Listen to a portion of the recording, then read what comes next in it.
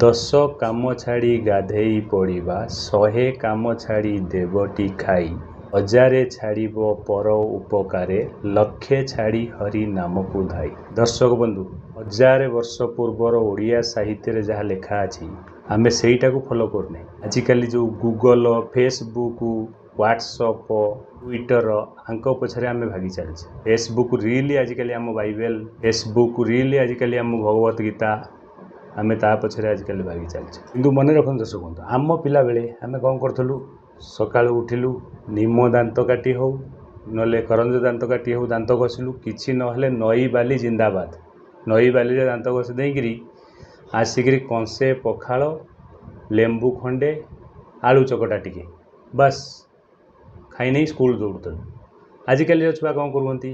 ତାଙ୍କ ପାଇଁ ଚାଉମିନ ଆଣ, ମ୍ୟାଗି ଆଣ, ଏଥିରେ ଦୁନିଆ ପ୍ରକାର ରୋଗ ବାହାରୁଛି। ମ୍ୟାଗିରେ ସେ କେଉଁ ଦିନ ତିଆରି ହେଇ କେଉଁ ପ୍ୟାକେଟ୍ରେ ପଡ଼ିଥିଲା। ଆଜିକାଲି ଛୁଆ ସେଇଆକୁ ଖାଇକି ବିପି ସୁଗାର ସବୁ ବଢ଼ିଯାଉଛି। ଦେଖିବ 15 ବର୍ଷର ଛୁଆ ବିପି, 10 ବର୍ଷର ଛୁଆ ସୁଗାର, ମା ପେଟରୁ ଜଣ୍ଡିସ୍।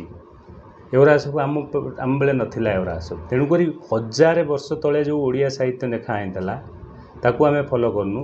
ଆମେ ଗୁଗଲ, ଟ୍ୱିଟର, ହ୍ୱାଟ୍ସଅପ୍ ପଛରେ ଗୋଡ଼େଇଛୁ। ଆଜିର ଛୁଆମାନେ କ'ଣ?